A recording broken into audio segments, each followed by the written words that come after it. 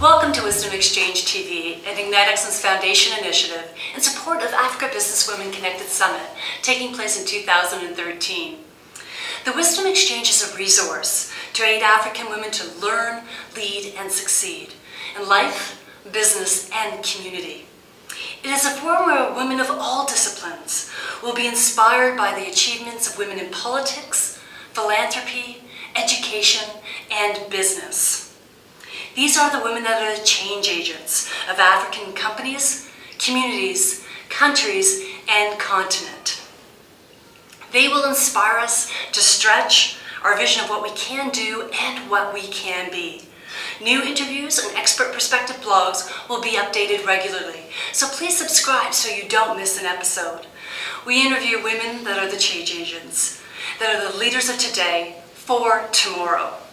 Hello, my name is Suzanne F Stevens. I'm the president and founder of Ignite Excellence Group of Initiatives. One of our initiatives is Wisdom Exchange TV, where I co-produce along with my husband Michael K. Ginrich, as well as I am the host. Another one of our initiatives is the Ignite Excellence Foundation. And the Ignite Excellence Foundation's mandate is leadership, advocacy, and education.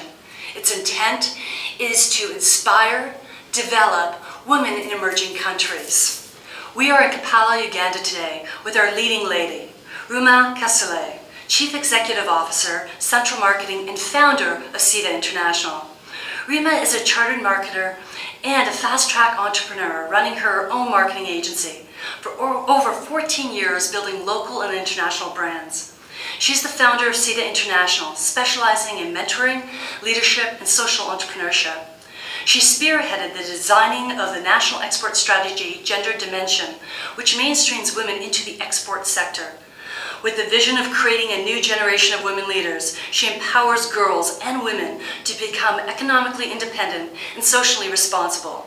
She runs special income generating programs for women, youth, people living with HIV and AIDS in rural communities. And recently, amongst many other awards that she has won, she's just won the International Women Alliance Award and will be rewarded that in October 2011 for entrepreneurship. All of this, 2 kids, a husband, and a huge family. I don't know how she does it. Please welcome Rehmah. It's so nice to meet you. I'm not worthy. I'm not worthy. You know, it's 15 years that you've had this company. Right. Okay. Now, you were in the corporate world. Right. I'm always interested in asking an entrepreneur, as an entrepreneur myself, you know, what made you leave the corporate world, that security, or perceived security, to start your own business? For me, I must say it was madness. That's how I can term it. Because I was just 2 years out of university, I didn't have experience, I didn't have any money, but I thought my wings were too big to fit in someone's shoe. So I decided, you know what? Why don't I start something of my own? Now, when you did start something of your own, what was some of the first couple steps? Do you remember what you did to make that happen? Oh, that was very, very hard. Like I said, I didn't have money. Had to start now calling people to say, oh, do you have a table? Actually, my first table came from my friend. They brought in a table, my sister brought in a computer, and yes, I just had this big idea, nothing else. But you came from the advertising business, Yes. right? So there was, at least you learned somewhere else in order to make that happen. Yes, and that helped a lot because I had dealt with people, I had dealt with clients who I knew I could talk to and say, you know what, I can do this for you. And that's how I started. Excellent. Now, I mean, also really interested, you spearheaded the design of National Export Strategy. What was the catalyst for that? When the National Export Strategy was designed, they missed out the gender dimension. It wasn't gender enough, gender sensitive.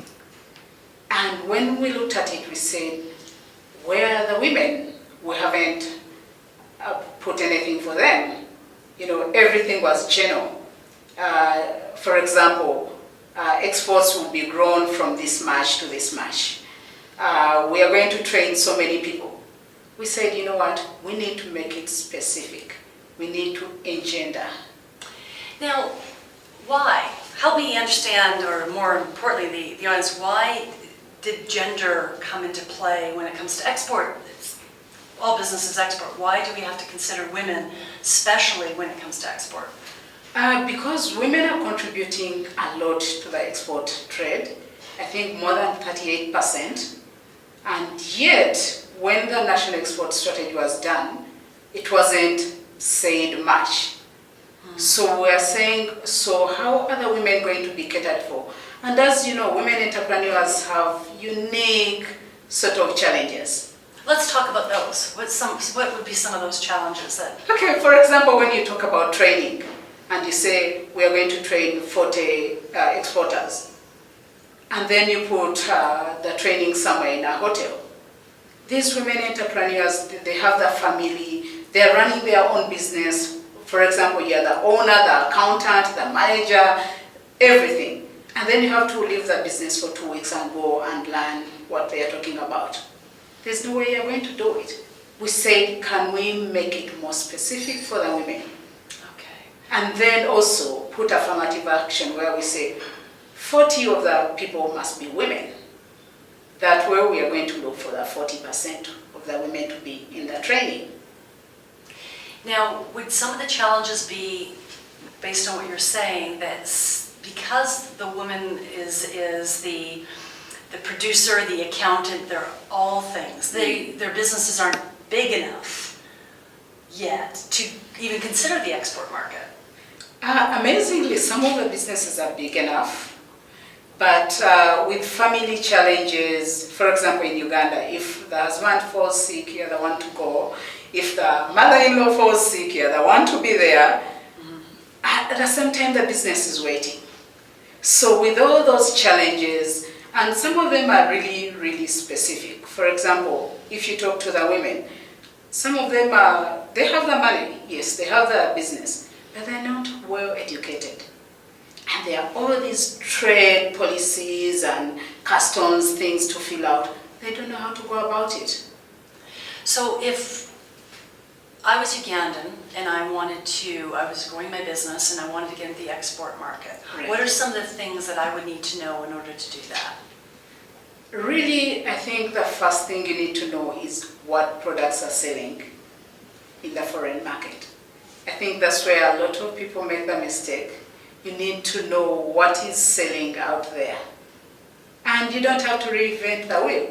If someone else is doing it, follow what they're doing. And for the women, we say you don't have to go what every other woman is doing. Go and do what the men are doing. And a lot of women have done that. A lot of women have entered the coffee business now, and they are earning lots of money there.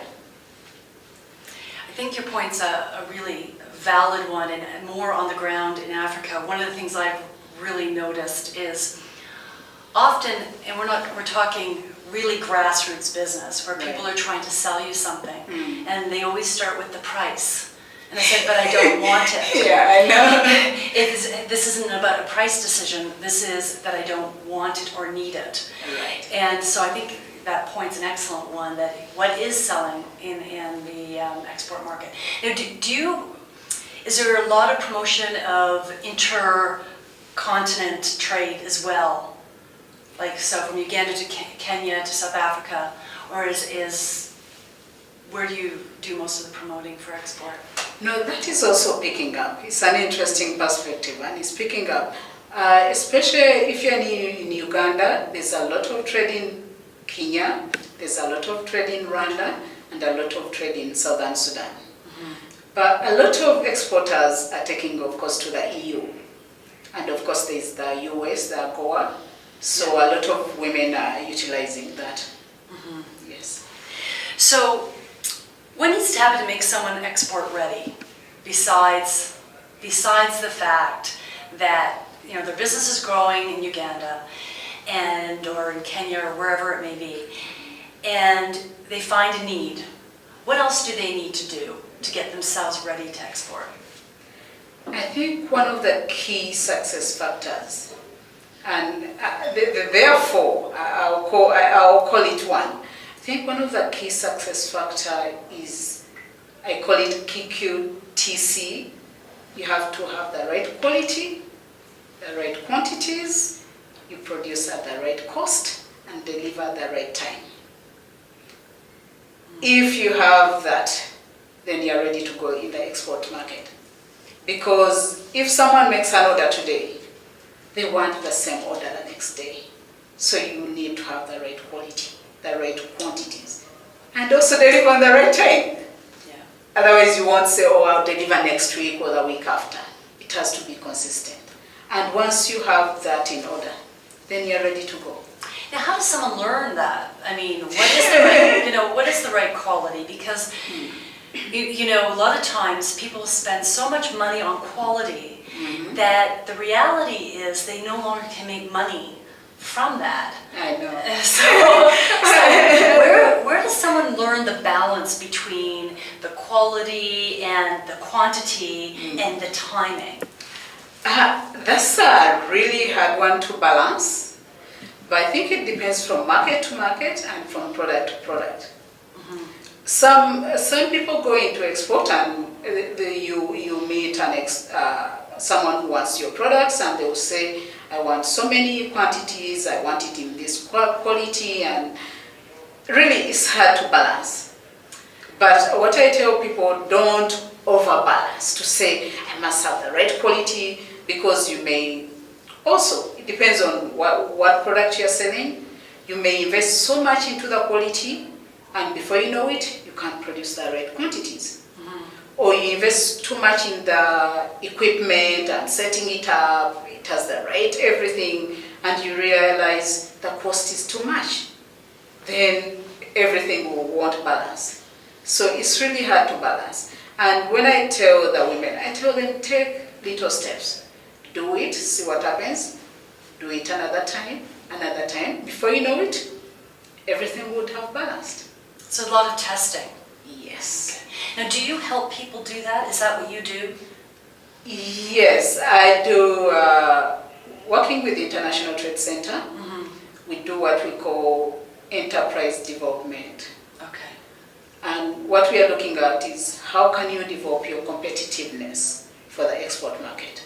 And we take the entrepreneur through that. We do a diagnostic study, we do a strategy, and we do steps on how do you enter into another market. So you mentioned as far as education of women about export and having a 2-week training is not necessarily going to work with some of the family obligations that they have. What other obstacles persist for women specifically when it comes to export? One of the obstacles, like I said, is lack of knowledge.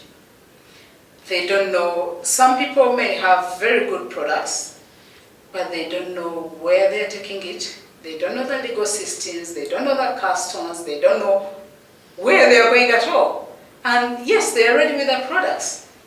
And then they realize we take the products and they are returned because of something you missed out.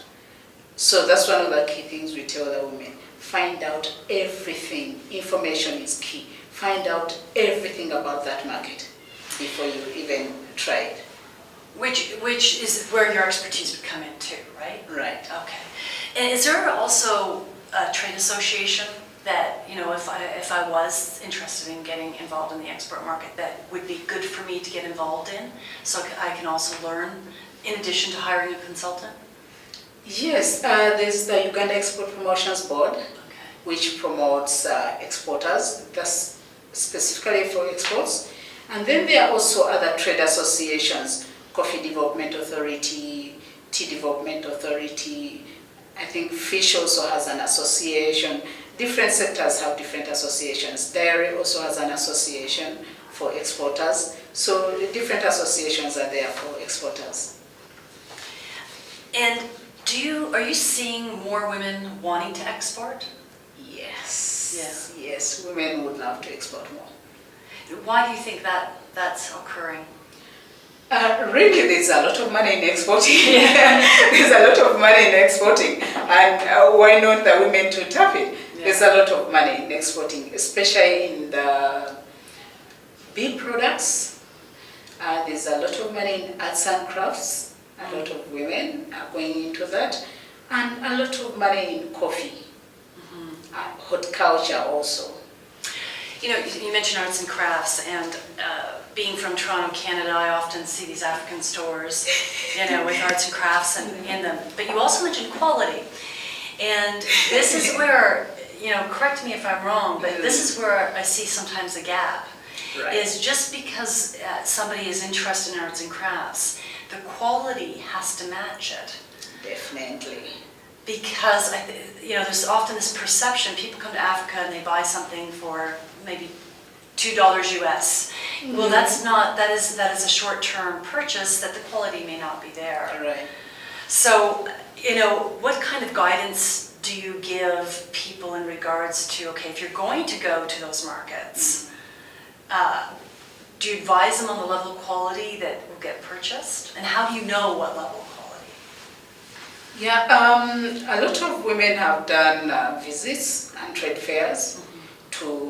We encourage at least for people to do trade fairs and visits to those markets to really see what's going on. Because you may perceive quality here, thinking, oh, I've done this very nice bead and it's wonderful. But when you take it out, you realize the quality doesn't matter at all. It's really, it doesn't match what people are wearing. So we encourage people to look at trends. When you're doing your products, don't think about Africa. Don't think about what you want. Think about the other market. What do they want? Especially fashion accessories. They really need to be high quality. If it's African, it has to be high quality. So, of course, consistency and colors, all that comes in when we are talking to the women. We say, can you have the consistency? If it's a bead of a certain size, can all they be the same size? You know, it's not up to me to say, no, this one will be bigger than the other one. But the colors, for example, if you're taking to India, what are the colors there? Are they reds and greens? What about China? What about US? What are the colors for the season? Can you find out all that? But yes, quality management is key. So where do you think the best opportunity, which countries do you think have the best opportunity for Ugandans to export to? The EU is really opening up. A lot of people are exporting to the EU. EU is really opening up. And of course the US is there. With AGOA, a lot of people are utilizing that. Well, I'd like you to see more in Canada and with Africa Business because I love the dresses in Africa. You know, at home we would never wear them, but I'm definitely going to buy one made to measure because they're just beautiful. And there's a great example to your point about design. Yes. Because it wouldn't sell at home. But boy, every woman wears it Sunday, Saturday, evening. They're just stunning, just stunning. So, you mentioned coffee, tea, and textiles. Is one of those the best products to export with the most potential, or is there something else? Really, coffee is one of the best. Because with coffee you can add value to it. Instead, I remember in the past people used to export green beans. Not anymore. People no longer export green beans. You can now put it as beans, or you can roast it. You can roast and grind. You can roast, grind and pack. So you can export it in all kinds of ways. So coffee is really a number one still. And I don't know much about coffee, but my guess is, does coffee have shelf, it can stay on the shelf for a little while and still be fresh? Yes. Which also probably better than the green beans. Yes, of course, yes. Okay. So, moving sort of from export and more about your career, and what has been the most significant impact you feel you've made in your career? Because it is diverse. You know, your export's one element, your branding's another element, and then there's this whole mentorship that you're involved with young ladies and mentoring in how many schools? 7 schools. 7 schools. So, you know, what has been the most significant impact you feel you've made in Uganda based on your achievements today? I think for me, okay, let me see. Okay, I think the number one is supporting women to start their own businesses. That's one of the main achievements I've done. And, I don't teach them much. And I know when I go to them, the first thing I say, I'm not giving you money. I'm not giving you markets for your products. I'm just giving you information and skills. And you see the women turn back and thinking, we thought she was coming here with money. And by the time we finish, even if it's one afternoon, they have more hope, they have more vision, they have more energy to move on than when I phoned them. And it's just information. How do you start a business? We don't even start there. How can you discover who you are as a person? What are your passions in life? And you talk to them, what are your fears? By the time you finish that session, they're already ready to go. They're ignited, ready to. For me, that's a major one. Thank you for using ignited. Now, is that the most rewarding thing that you do? Yes. Okay. Now, what do you attribute your success to? If you could now, I want you to think of one thing, be it something that happened in your life, a character that you have, but that one thing that has really motivated you to achieve and impact the women and young girls that you have.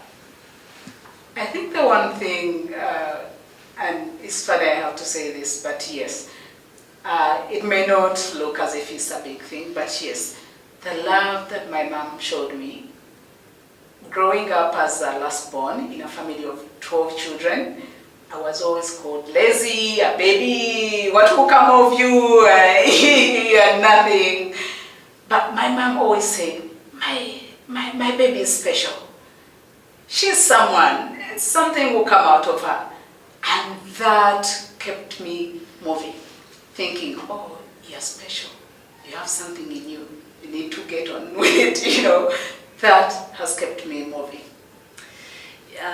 You couch that as not significant. Probably the most significant thing I think you can hear is from a parent. Some people may not perceive it, but I'm a youngest as well. And so I'm not alone. Yeah, I don't have 12. If my mother had 12 children, I think that I wouldn't have made it to this point. Right. But that is so powerful, is knowing that you still can, the faith in a mother. So, looking at your career, what's been the biggest challenge that you've had? And how did you overcome it? I think one of the biggest challenges I've had is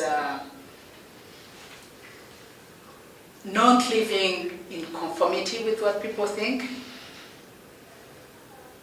Because as a young girl, I remember when I quit my job, everyone thought, is she mad?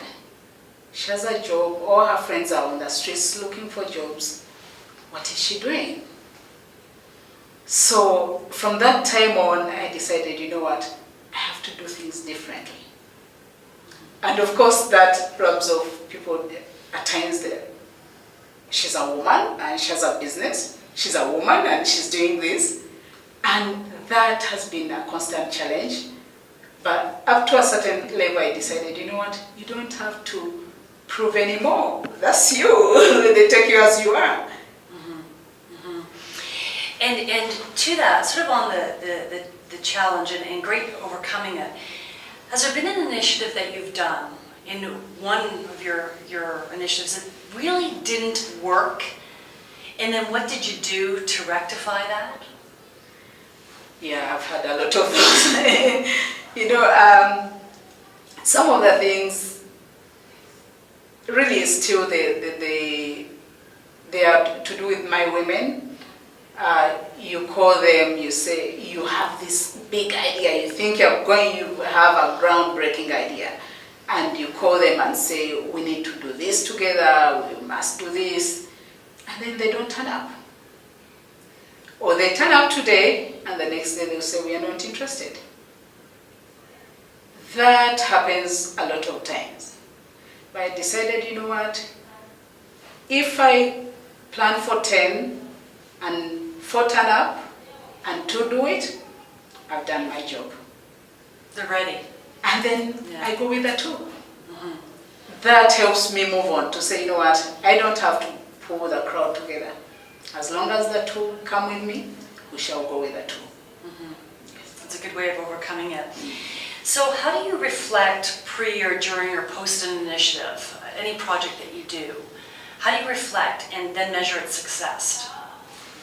And that, I mainly, the pre, I like to involve the people I'm going to work with, get their ideas, what can we do, how can we do it best, and then to measure is really, I call them to say, this is what we've done, how do we move on? What have we achieved? What have we done wrong? What have we succeeded in? How can we be better? How can we spread it to more people? I always love to pass it forward. And I encourage the women to say, if we've mentored 2 or we've taught 2 in a certain skill, for example, hair braiding, you have learned, can you go and teach 2 more? I know at times they are hesitant about it, but I say yes, we've done it. Can we have some more? Because I won't be able to go in all your communities to teach everyone. Can we teach and pass it on? Now, when you're teaching, is that an income generating activity for you? Most times, no. Okay. I just do it, but the way I do it, I look in a certain community, see their need, and then look for funding and say who can fund, for example, a training for 20 women. Someone funds the training, we get a trainer, we train the women, especially when it's skills training, someone needs to be paid. So we get someone to pay them and buy materials and they learn. The greatest thing about it is the fact that when they learn a skill, they don't lose it. So, or the next time we go, now we say, oh, you learned how to braid hair. So now can we learn how are you going to market your skill to other people? So yeah, I was curious if you got paid and then if they would get paid to create a rippling effect, but it's just getting them to pay it forward. Okay. The other thing just a different perspective. When 10 people say they're going to show up, the one thing I've learned in teaching in Africa is I will always charge moving forward. Okay. Even if it's a small amount. I know. Because when they say yes is easy, but commitment is what I want to invest time in. And you get your 2 or 4 that are committed. But if they're paying for it, they're invested. And you're right. You know what? Even if they pay a little something, they will say, we even paid for it. Yeah. I say, yes, very good. Then sit the 2 hours and learn because you paid for it. It's a pride thing. Too. Yes. Yeah. So that's the one thing I've learned from doing these wonderful initiatives. Now, you have natural gifts. And being the youngest of 12, you have some natural gifts that you share. What are some of those natural gifts that you have? One of them is, I think, mentoring. I think to me it came as something I was always doing because I've always loved people. Being in a big family, you end up relating to everyone. So mentoring has become a gift which keeps giving. I mentor someone, someone mentors someone. And the other one, of course, is my writing. I love writing. I write a lot and I encourage people to write. And when my nieces and my nephews see me, they know, oh, she's going to ask us to write something. But yes, I do share writing and we read together a lot with my family, my friends. Those are some of the gifts I really want to share with people. Now, do you, with your mentorship programs at the 7 schools, do you encourage young girls to write? Yes, we do. Yeah. That's one of the key skills we are teaching them is communication. And communications, of course, writing is one of the key things, but one of the major things is reading. I tell them to read anything. Read as much as you can. So, do you have any advice to help people how to find their own gifts? Or what to do with their gifts? Yes, that's what I do. Yeah. Yes, and it's amazing. A Canadian speaker who I met almost like 7 years ago, and he told me something which I thought was so powerful. He called it a birthday gift. And he said 99% of the people die without opening their birthday gifts. And that caught my mind. I said, oh, so what's a birthday gift? And from that time, I decided it's going to be my mission to help people find their birthday gifts. And what we do is I take people through a self-discovery process to say, who am I as a person? What are my passions? What are my values? What do I stand for? Not your name. I know when you say, who am I? People say, my name is so-and-so. Who are you? And once they discover themselves, I encourage them to dream. Can you dream of what you want to become, the places you want to go to, people you want to see? After you dream, you need to design. How do I achieve those dreams? And that's one thing people want to leave out. They don't want to design. They want to dream and get there. I encourage them to design. How are you going to get there? And once you design, you need to develop certain skills, certain characters, certain habits, because that's an everyday thing that will propel you to your destiny. And once I take people through that, by the time they realize, oh, so the destiny is not as bad as I thought, you know. But all that comes from discovering who you are. Yeah, and you know, I really love what you're saying in regards to the preparation. People dream it, they want to be it. They miss what needs to be done. Yes. Between the 2 points. Yes. And a lot of times it's days, years. I know, months. yes. It can take a while. So Yeah. that's a really great strategy. I want to take you to our edginess segment of our interview. And this is what edginess refers to is something that you've done that has made you uncomfortable, but you have to do it in order to be successful. And because you keep on having to do it, it's your edginess. It's the thing you gotta do, even when you don't want to do it, but you know without doing it you would not achieve the success that you've achieved. So what is something that you've been uncomfortable with that you have to continue to do that makes you as successful as you are? I think for me it's saying no. And a lot of people don't want to hear that. But yes, I have to say no. No, no, no, no, no, before I say yes. Why do I have to say no and be uncomfortable with it? Most of the time, by the time someone comes to you to ask, they really want you to say yes. They don't expect a no.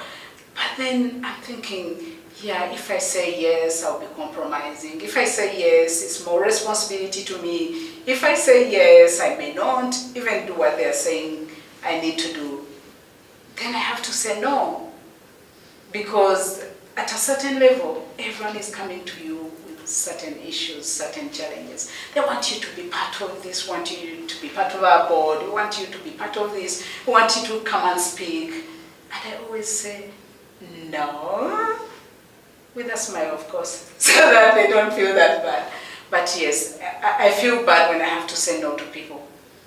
So to now, in this part of your career, what has been the biggest obstacle to get to this point for you? Of course, being an African entrepreneur, an African woman entrepreneur.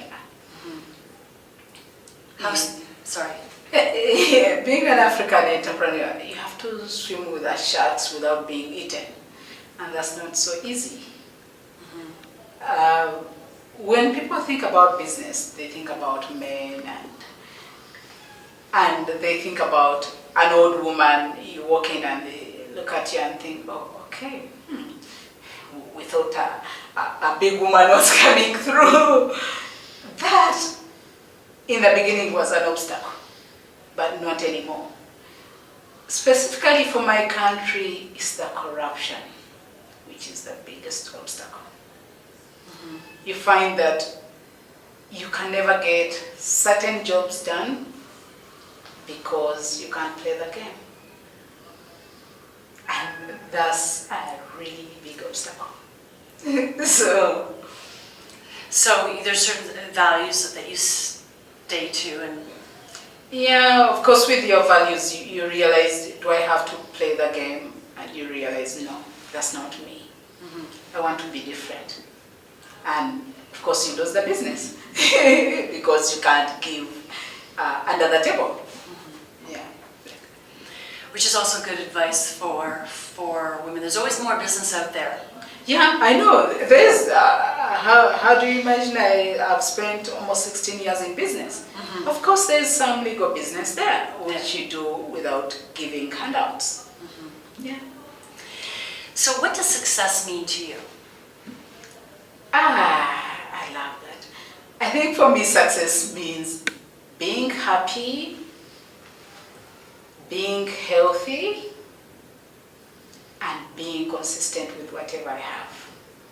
What do you mean? Can you expand on the last one? Being consistent with what I have.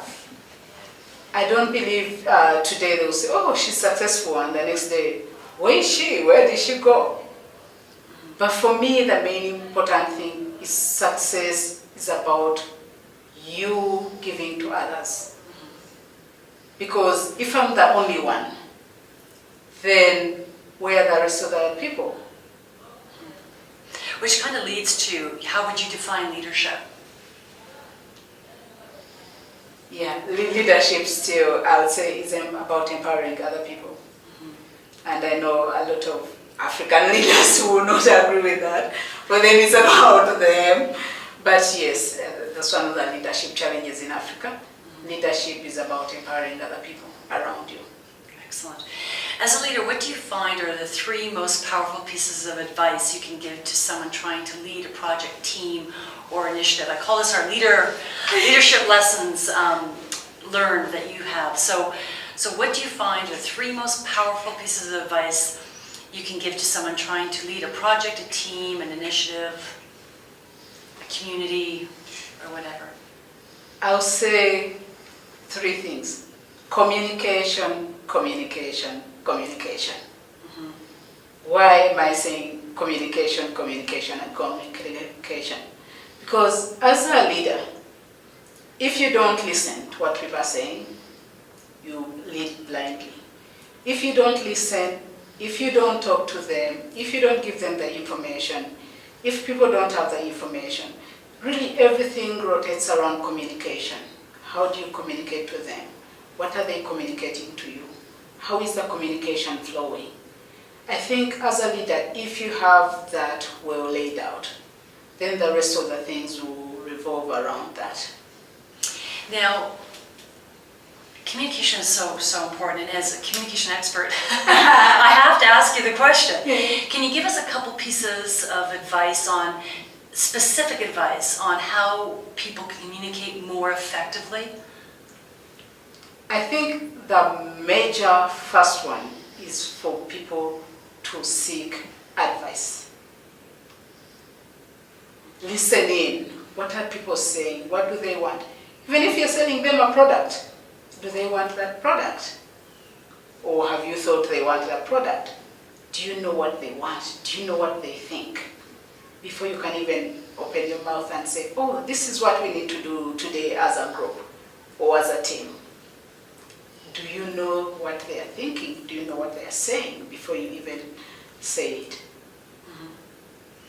It's interesting. I often talk about completely understand somebody through asking questions before providing information. Yeah, right. You know, it's what you're saying. Mm-hmm. And often people end up asking only one question and think they understand. One question is never enough. Never. Never.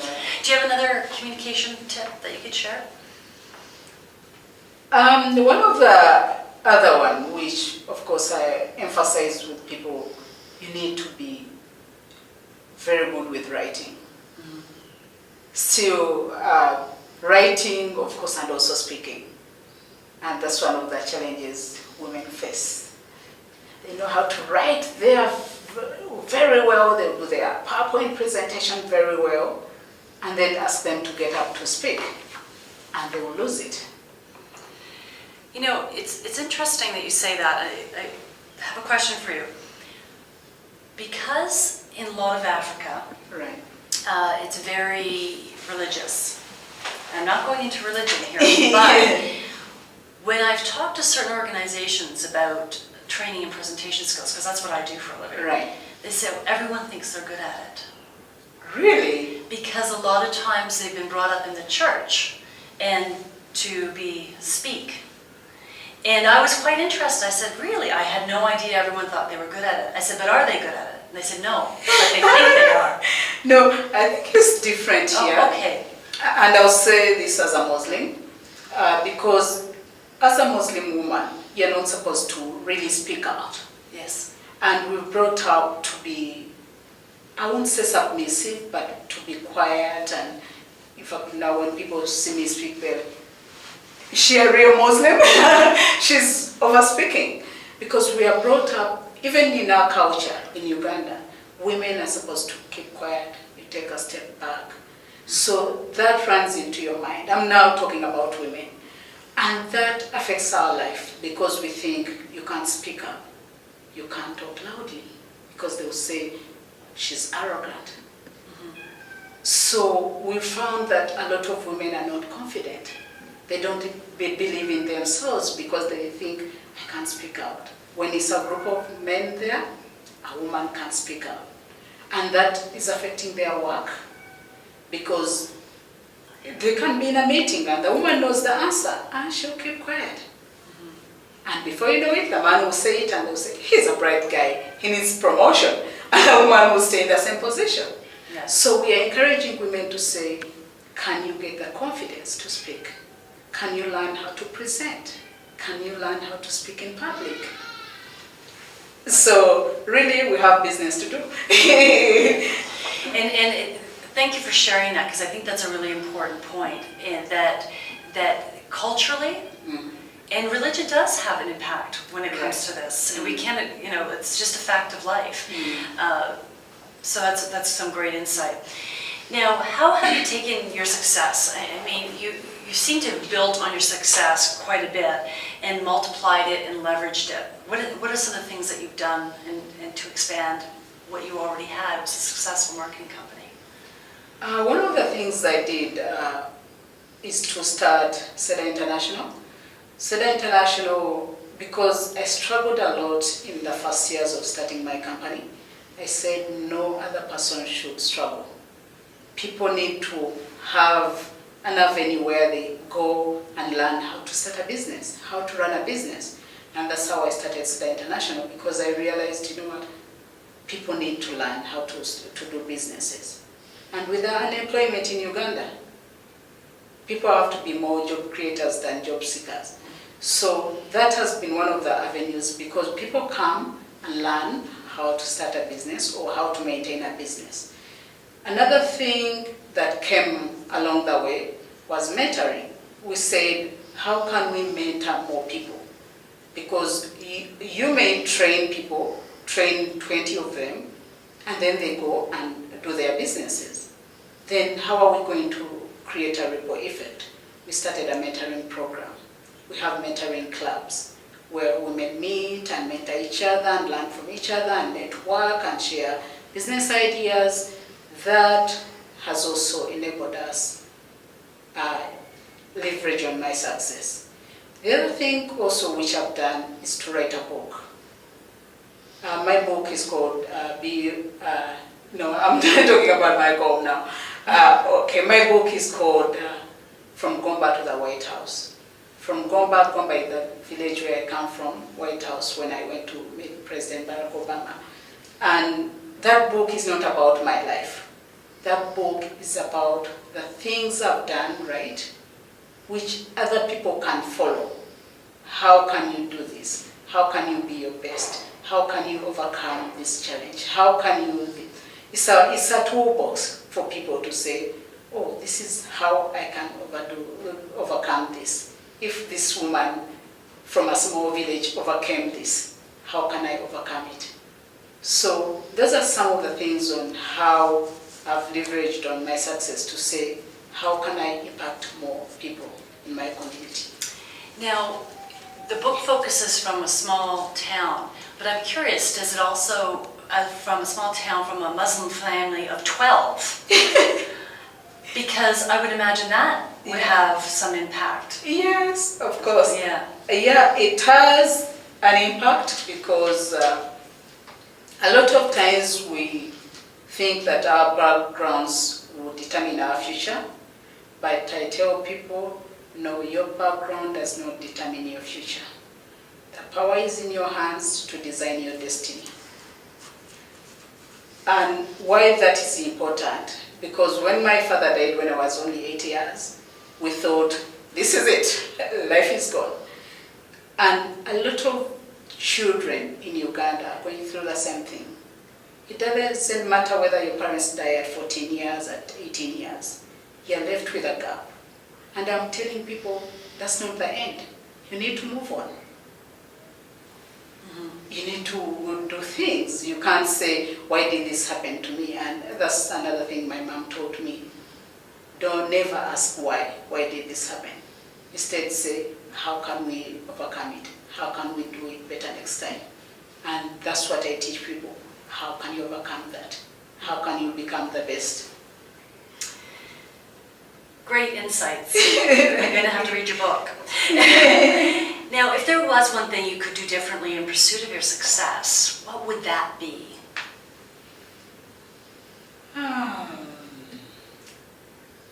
And I'm forcing you to disobey your mother is what I'm kind of doing here. What I'll do differently? Along the way, I think, about almost 5 years ago, no, 4 years ago. Yeah, something I would do differently. At one time, almost 5 years ago, I almost lost my life because I had this, I must succeed, I must get it all, I could do, I don't know how many hours in a day, everything, I couldn't see anything besides me. I was just focused on one thing. And that almost lost me my life. Because, and I always tell people, never think about that success as the end goal. Think about that few pieces you can pick along the way. So that's one thing. If I had to change, I would really change that time because my family went through a lot. Mm-hmm. So you would, instead of being that focused, just, as they say, enjoy the journey. Yeah, I know. But you know, and I am with you on that. People say enjoy the journey, but enjoying the journey, I agree. Mm-hmm. However, if you want to make a huge difference in life, it's very difficult to focus so much on the journey and not the goal. I know. No, but with what I know now, yeah, you need to enjoy the little pieces as you go along. Yeah, absolutely. Yeah. Otherwise, you may not reach your destiny. At least not smiling. I know. So what's next for you? Next for me, one of the things I really want to do, two things. One, three. Can I say three? Sure. Okay. One, I really want to concentrate on my family and have the children go through school. They're almost going to college. No, not really. But yes, I want to concentrate on my family more. I also want to concentrate on my religion and my faith. And for the women, I want to impact more women. I want every girl in Uganda to be empowered. Because we have a leadership gap in Uganda among women. Most of the leaders are in their 50s and 60s. I have no problem with age.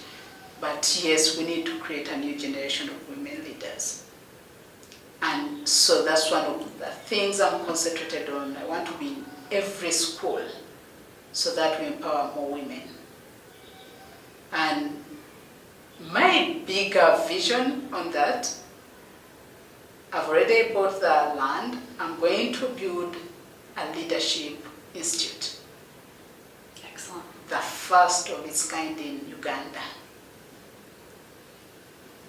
And that will now impact more lives than I could do alone.